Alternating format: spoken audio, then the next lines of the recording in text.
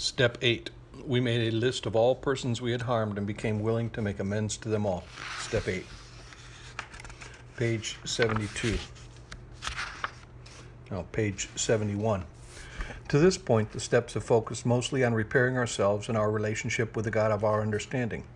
Beginning with the 8th step, we bring other people into the healing process. People we harmed in our addiction, people we harmed in our recovery, people we meant to harm, people we hurt by accident, people who are no longer in our lives, and people we expect to be close to for the rest of our lives. The 8th step is about identifying the damage we caused. It doesn't matter whether we caused it because we were overtaken by rage, carelessness, or because we were afraid. It doesn't matter whether our actions were based in selfishness or arrogance, dishonesty, or any other defect. It doesn't even matter that we didn't intend to cause someone harm. All the damage we caused is material for the 8th step. It may turn out that some of the harm we did can't be repaired. It may turn out that we ourselves can't directly make the repair. It may even turn out that we're not responsible for something we've placed on our 8th step list. Our sponsor will help us sort that out before we go on to the 9th step. For now, our task is only to identify who we harmed and what the harm was and become willing to make amends. It's natural to wonder about the 9th step and how we will make our amends while we're working the 8th step. What we think about our amends is bound to influence our work in the step. We may need to get some common misconceptions out of our way before we can make our list. It's wonderful that we've already begun repairing our relationships with some of the people in our lives.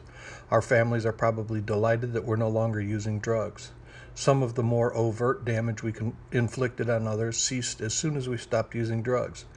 If we manage to keep our jobs or stay in school, we're probably already performing better in those places.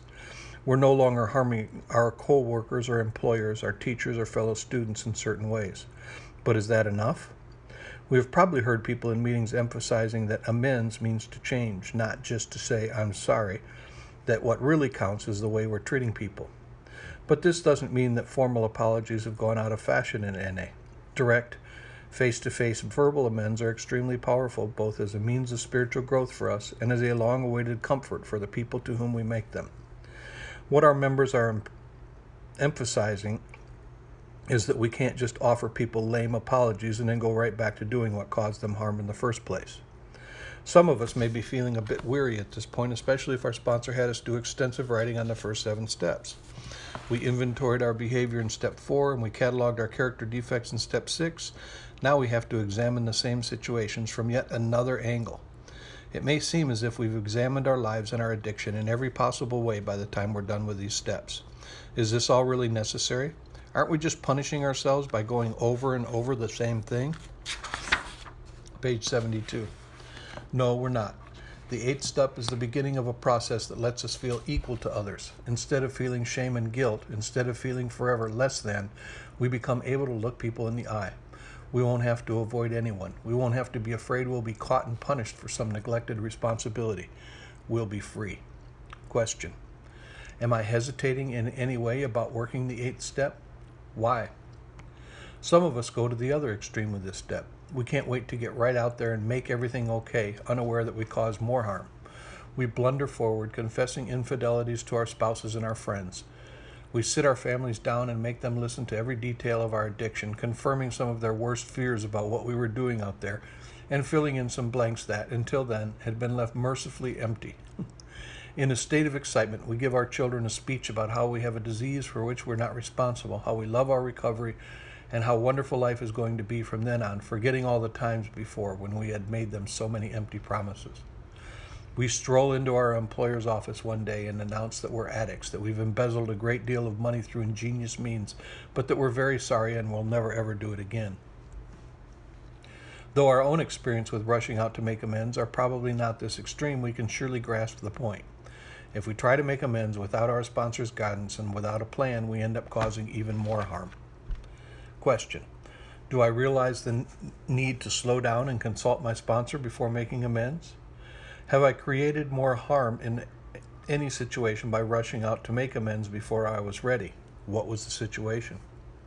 Some of us may still believe that we're just basically nice people who never truly harmed anyone except ourselves, that is.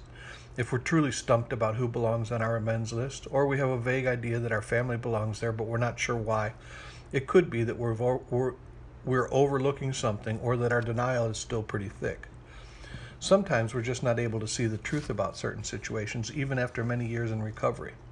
A suggestion that many of us have followed is that if we think of someone to whom we owe to whom we seem to owe amends, but we can't think of the situation that resulted in our owing amends, we put the name on the list anyway.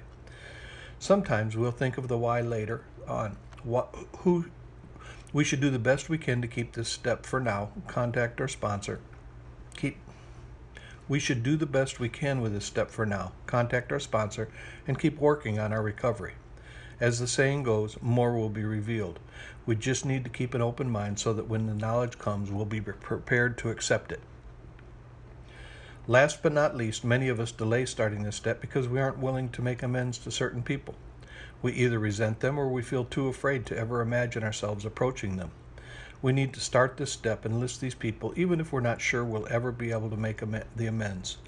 If it's truly unsafe to make the amends, our sponsor will help us figure out how to handle the situation. Page 73, questions. List the resentments that are in the way of my willingness to make amends.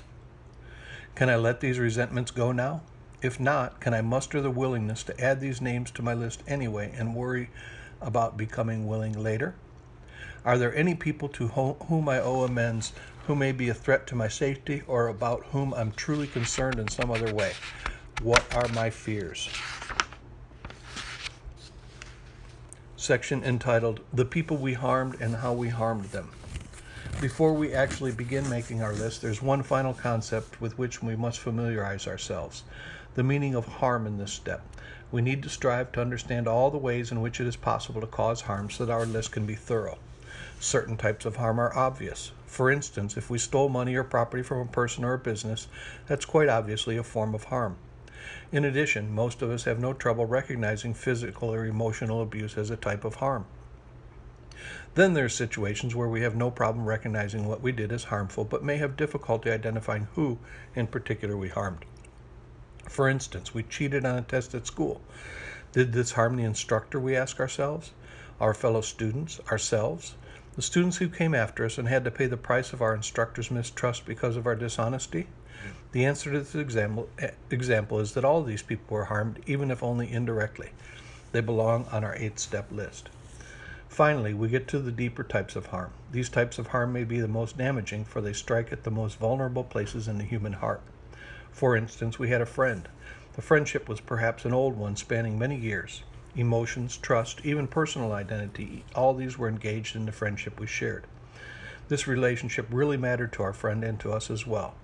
Then, without explanation, because of some real or imagined slight, we withdrew from the friendship and never tried to renew it. Losing a friend is painful enough without the added burden of not knowing why, but many of us inflicted just this type of harm on someone. We damaged that person's sense of trust, and it may have taken many years to heal. A variation on this is that we may have allowed someone to take the blame for a relationship ending, making the person feel unlovable, when in reality we had just grown tired of the relationship and were too lazy to maintain it. There are many different ways we can inflict deep emotional harm: neglect, withdrawal, exploitation, manipulation, and humiliation, to name but a few. The victims and nice people among us may find that we made others feel inferior when we passed ourselves off as better than everyone else, projecting an attitude of moral superiority. The competent and self-sufficient among us may find names for the 8-step list by thinking about the people whose offers of help and gestures of support we rejected. Page 74. An additional struggle that many of us face when we identify types of harm arises from an automatic tendency to focus only on the time before we stopped using. It's a little easier for us to be rigorously honest about the harm we caused in our active addiction. We were using drugs. We were different people then. However, we have all caused harm during our recovery. Remember, whether we intended to or not doesn't matter. In fact, we've probably all caused harm to people with whom we share our recovery, other NA members. We may have gossiped about them, withdrawn from them, responded with insensitivity to their pain, interfered in a sponsorship relationship, tried to control a sponsee's behavior, behaved like an ingrate with a sponsor, stolen seventh tradition money, manipulated people by using our clean time as a source of credibility in a service argument, or sexually exploited a newcomer, to name a few relatively common examples. Most of us have an extremely hard time placing these situations on our 8-step list because the thought of making amends makes us so uncomfortable. We hold ourselves accountable to a higher standard of behavior around NA, and we're sure that others expect more from us also. The fact is that our fellow NA members are likely to be especially forgiving because they know what we're trying to do. But again, we should avoid worrying about the 9th step now.